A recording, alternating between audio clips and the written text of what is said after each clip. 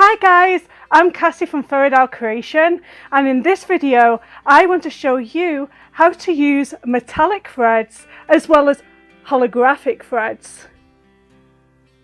Now these threads come in handy in certain types of the month like Christmas, and don't be scared of them. Once you know the basics and some easy step-by-step tips, these guys are not as scary to use as what you would think. So let's head over to my sewing machine room and I'll show you the easiest ways on how to use these. These are two different types of thread. So over here we have our metallic threads, which are slightly kind of metally and shiny, and these over here are our holographic threads. So this is how the holographic looks. Catches the light and it looks like tinsel. It has a really pretty effect on fabrics, and I was doing a quilt the other day that I used this thread on and it looks good. These are the tools I highly recommend that you get for these types of threads. One of them is a extension for your thread, a thread stand. You generally use this when you're using cones, so you want to be standing cones upright instead of in your actual machine because they feed a little bit better when they are stood upright. The other tools I recommend are scissors, a thread net, a needle threader, or a pair of tweezers, because what's going to happen is your machine is not going to like these threads sometimes, so you're going to have to manually thread into the needle. And just an FYI, the needle that I'm using is a Universal 90. I have not used any special needle because you can get special needles for metallic threads, but it works with a universal needle when you know how to use these types of threads. So first of all, I'm going to use the holographic thread, and we are going to want to wrap this thread up in our netting.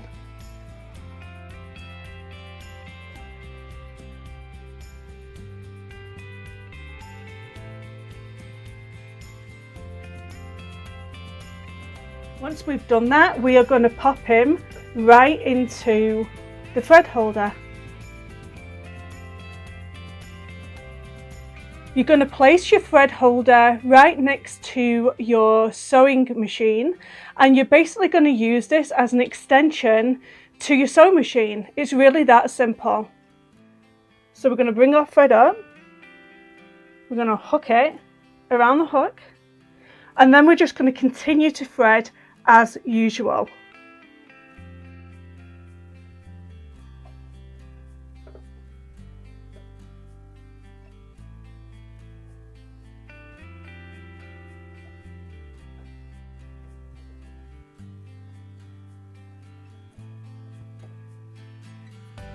So I'm going to see if my auto threader likes me. Sometimes it does, sometimes it doesn't. Let's see if it works. And this time it did. But I'm going to show you the different ways that you can rethread your machine. Maybe you don't have an auto threader, and I'm going to show you how easy it is with some different tools. So your first tool is a pair of tweezers. So you get the end here, and then thread it through the eye of the needle.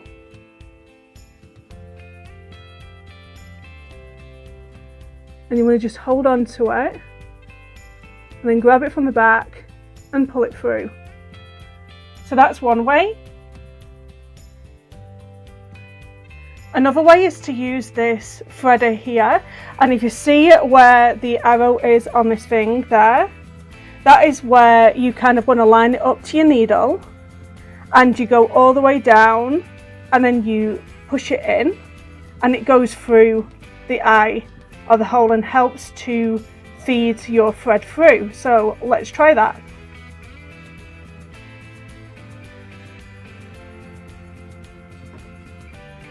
So if you can see here, this loop that's at the back, you're just going to want to grab that and then pull it all the way through.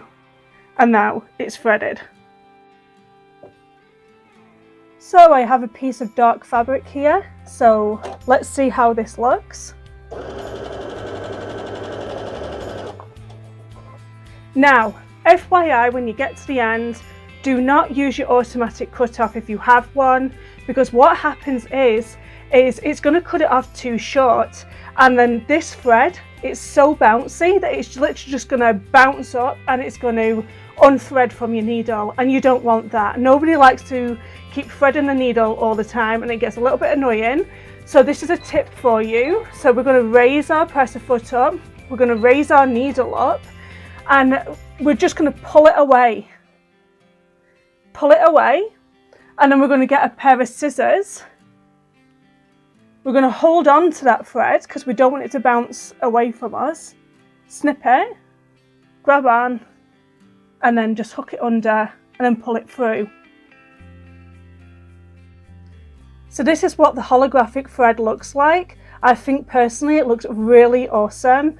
Some people use it to make Christmas tree tinsel on their quilts.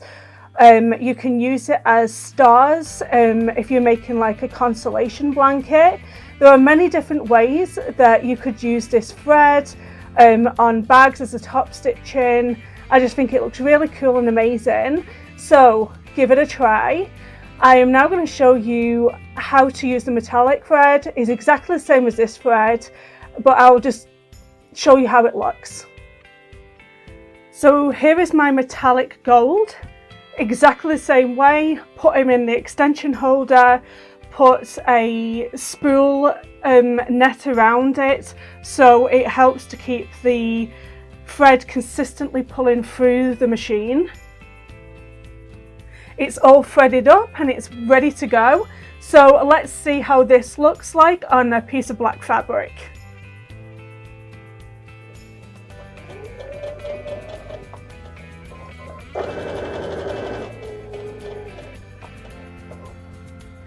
So the same thing, don't auto cut anything, just lift that presser dog up and raise your needle out, and just be very gentle because this could snap, but pull it through slightly and then get your scissors and just cut off the ends manually. But like I said, you have to be very careful with this metallic thread because it will snap very easily. So be very gentle and then just pull it back and then you're ready to sew again. So this is what the gold looks like, gold metallic, and you can see it next to the holograph thread as well. Just really cool threads to use. Don't be scared of them. Once you know how to work with them, they are incredibly easy. So guys, thank you so much for watching, and what do you think? Are you going to give it a try? Are you going to go with the holographic? Are you going to go with metallic? Try it, see what you think. If you've enjoyed this video, please give me a like. Don't forget, I post videos every single Wednesday, so don't forget to hit that subscribe button. I'll see you next week. Bye.